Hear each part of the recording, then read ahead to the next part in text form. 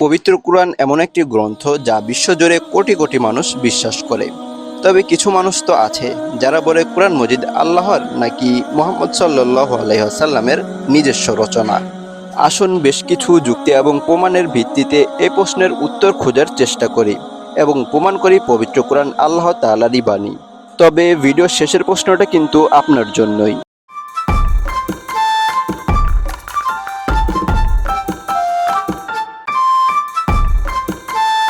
আমরা কি নিশ্চিতভাবে বলতে পারি যে কুরআন হযরত মুহাম্মদ সাল্লাল্লাহু আলাইহি ওয়াসাল্লামের নিজের লেখা নয়?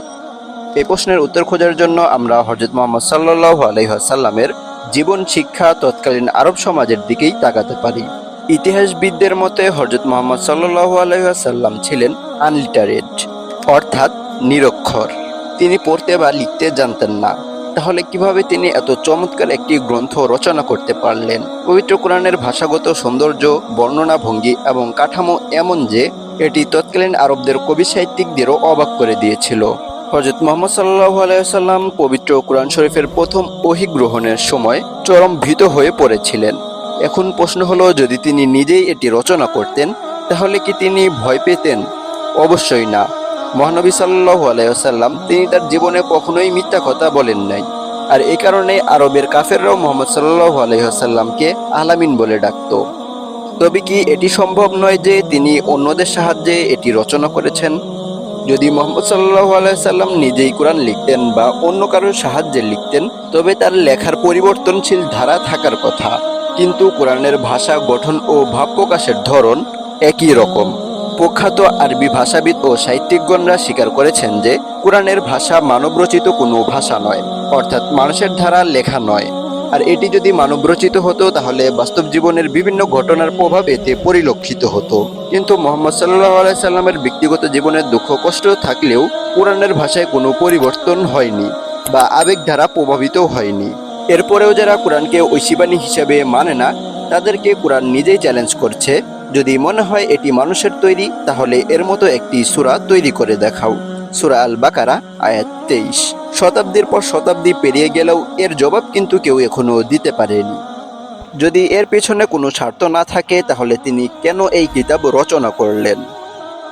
যদি হযরত মুহাম্মদ সাল্লাল্লাহু আলাইহি ওয়াসাল্লাম নিজেই কোরআন রচনা করতেন তাহলে স্বাভাবিকভাবেই তার ব্যক্তিগত স্বার্থ এতে প্রকাশিত হতো। কিন্তু এই কোরআনে তার কোনো ব্যক্তিগত স্বার্থ নেই, বরং সূরা আবাসার 1 থেকে 10 নম্বর আয়াত পর্যন্ত মহানবী সাল্লাল্লাহু আলাইহি ওয়াসাল্লামকে কঠোরভাবে সতর্ক করা হয়েছে, যা কোনো ব্যক্তি নিজের রচিত গ্রন্থে অন্তর্ভুক্ত করবে না।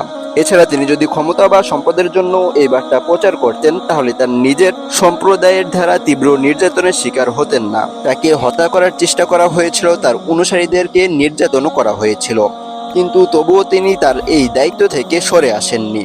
কেউ কি কেবল তার ব্যক্তিগত স্বার্থের জন্য এত কষ্ট সহ্য করবে? কোরআনে অনেক তথ্য আছে যা বিজ্ঞান আজকের যুগে এসে আবিষ্কার করেছে। পবিত্র আল কোরআনে এমন অনেক তথ্য আছে যা আজ থেকে 1400 বা 1450 বছর আগে কেউই জানতো না। যেমন ভ্রূণের বিকাশ, সূরা আল মুমিন 12 থেকে 14তম আয়াত। মহাবিশ্বের সম্প্রসারণ, সূরা আদ দারিয়াত 47তম আয়াত। পর্বতমালার ভূতাত্ত্বিক ভূমিকা, সূরা আন নাবা 6 থেকে 7 আয়াত। চমকপ্রদ ব্যাপার হলো এই সকল তথ্য আধুনিক বিজ্ঞানীদের গবেষণায়ও প্রমাণ হয়েছে। মজার ব্যাপার হচ্ছে এই সকল তথ্য 7ম শতাব্দীর নিরক্ষর একজন ব্যক্তি কিভাবে জানেন? এটা থেকে কি প্রমাণ হয় না যে এই কিতাব কোনো মানুষের লেখা নয়, বরং এটি এমন এক সত্তার যিনি সমস্ত সৃষ্টি সম্পর্কে অবগত? সবকিছু বিবেচনা করলে এই কিতাব মহানবী সাল্লাল্লাহু আলাইহি ওয়াসাল্লামের রচনা করা অসম্ভব।